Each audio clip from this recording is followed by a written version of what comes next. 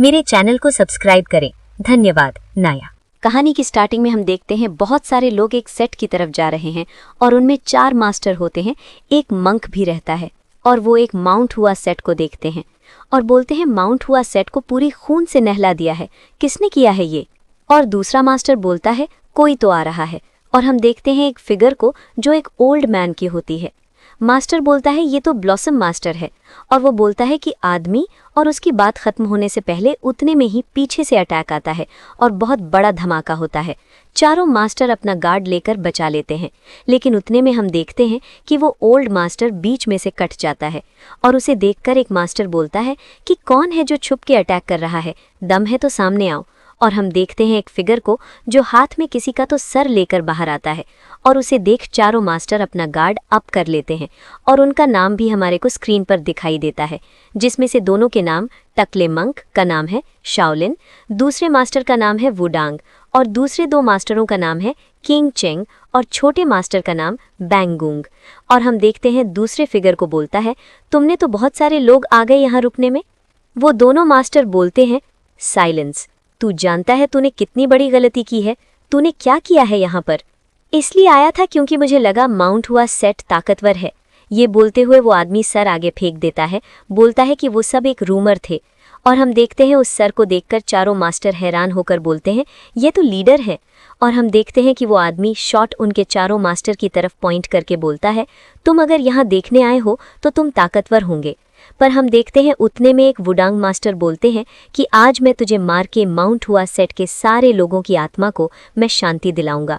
और ये बोलकर चारों मास्टर एक साथ उस आदमी पर हमला कर देते हैं और कि वो आदमी बोलता है कि अब मज़ा आएगा। पर हम क्या देखते हैं कि ये सब एक गेम होता है और ये हमारा एमसी जो ये सब अभी तक देख रहा था, कर रहा था, वो सब एक गेम था जो हमारा एमसी खेल रहा था।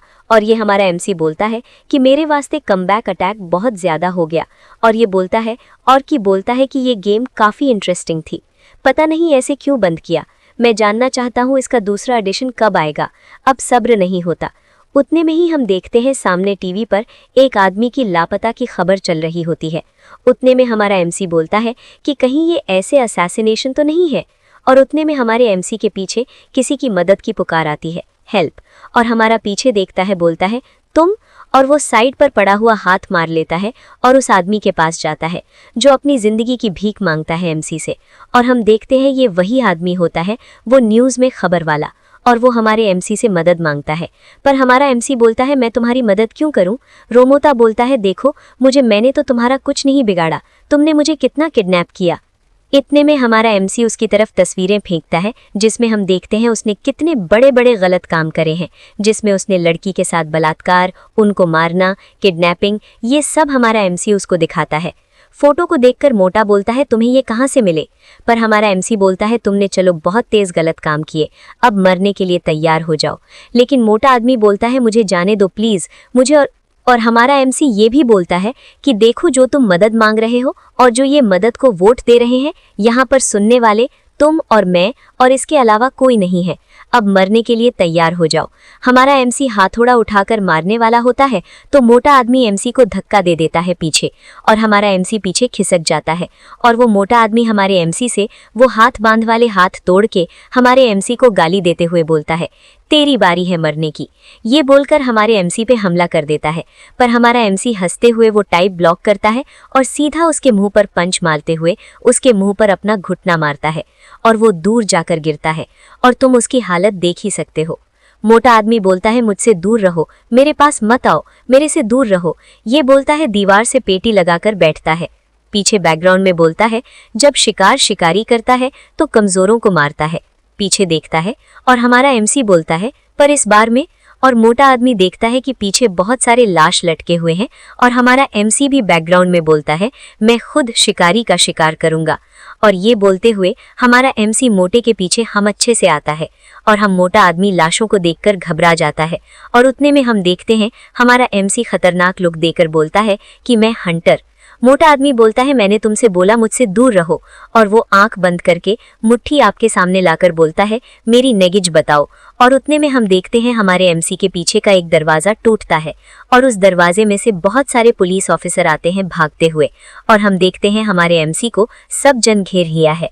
और हमारा एमसी के सामने पुलिस वालों का हेड आता है और हमारा एमसी बोलता है रुक जाओ, किडनैपिंग, असैसिनेशन और मर्डर के लिए तुमको गिरफ्तार किया जाता है। ये और हमारा एमसी बोलता है तुम ये जगह कहाँ से मिली, और इतने में हम देखते हैं वो गोली चला देता है, पर वो हमारे एमसी को मारता नहीं है और वो हमारे एमसी के बाजू में गोली लगती है। हम उस टाइम पर हमारे एमसी को लगता है तो उसी गेम की तरह महसूस हो रहा है जो मैं खेल रहा था। और हमारा एमसी बोलता है क्या तुम जानते हो इस आदमी ने लड़कियों को मारा है और न जाने और क्या क्या बड़े बड़े काम कर रहा है, और जो तू पीछे बॉडी देख रहे हो ये भी उन सब के जैसे हैं जिन्होंने इस सोसाइटी में बुरे बुरे काम किए हैं, इसलिए तुम मुझे इसे मारने दो और मैं इसे मारूंगा। ये हमारा एमसी बोलता है। और पुलिस हेड बोलता है तो मैं क्या करूं, अगर इस लोगों को किडनैप किया है, अगर लोगों को निर्मारा है तो इसमें मैं क्या करूं। और उतने में हमारा एमसी जोर जोर से हंसते हुए बोलता है मुझे लगा था एक पुलिस वाले से बात करके कुछ मतलब का नहीं। और ये बोलते बोलते हमारे एमसी के साथ जना साथ उठाता है। पुलिस वाला भी चौंक कर रन्ना होता है और हमारा एमसी हाथ थोड़े जोर से खींचकर उड़ा देता है और उसमें पुलिस वाले भी गोली चला देता है। हम हमारे एमसी को देखते हैं जो हमारा एमसी बोलता है अगर मुझे दूसरी लाइफ मिली तो मैं पैदा होना चाहूंगा जहां मैं ऐसे लोगों को मार सकूं जो हारलेस हैं। और हमारे को हमारे एमसी का चेहरा गोली पर दिखाया जाता है और हमारा एमसी बोलता है जैसे कि एक मुरिम वर्ल्ड में। ये बोलते हमारे एमसी इस दुनिया में मर जाता है और हम देखते हैं हमारे एमसी की यादों को जो इन गेम को एंजॉय कर रहा था, कितना कर रहा था। और एक आदमी को जो हंसते हुए उठाता है और हाफते हुए देखता है उसे कुछ समझ में नहीं आ रहा होता है, उसे लगता है वो मर गया है। उतने में हम एक मोटे आदमी को देखते हैं जो बोलता है तू अभी भी जिंदा है, और हमारा एमसी उसे देखता है। वो मोटा आदमी बोलता है क्या देख रहा है, और सब कॉलर से खींचता है और वो हमारे एमसी को बोलता है मैं तो मेरी गले की हड्डी है, तुझे पता नहीं तू कितना बड़ा सरदार है, तू अभी तक जिंदा क्यों है, तुझे तो मर जाना चाहिए था। ये बोलकर हमारे एमसी को फेंक देता है और बोलता है कल मिलते हैं डेड मैन। और हमारा एमसी देखता है जिसे बहुत गुस्सा वाला रहता है। हमारा एमसी बाजू में पड़ा हुआ रॉक उठाता है और खड़ा होता है। उतने में उसे बहुत बड़ा झटका लगता है और उन्हीं शिगरा जाता है। हाफते हुए हमारा एमसी कुछ समझ में नहीं आ रहा होता है, अपने हाथों को देखता है, उसका शरीर, उसे लगता है ये शरीर मेरा नहीं है। वो आप कपड़े उतारता है, हम देखते हैं उसके शरीर पर बहुत सारे घाव हैं। हमारा एमसी बोलता है ये जगह कौन सी है। ये बोलते हुए हमारा एमसी बाहर देखता है चांद की तरफ और बोलता है कि ये तो वही जगह है जो मैं गेम में खेला करता था, ये तो एक मुरिम वर्ल्ड है।